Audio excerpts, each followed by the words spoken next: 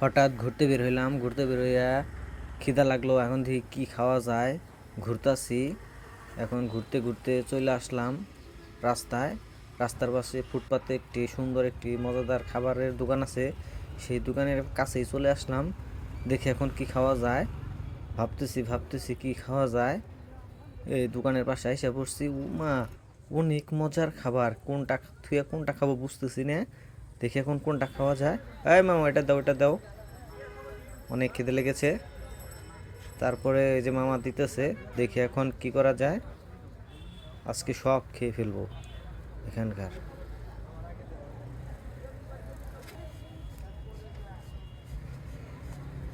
তো এই যে শেষমেশ মামু ওই যে আমার হাতে দিয়ে দিল, দেখি কেমন বানাইছে।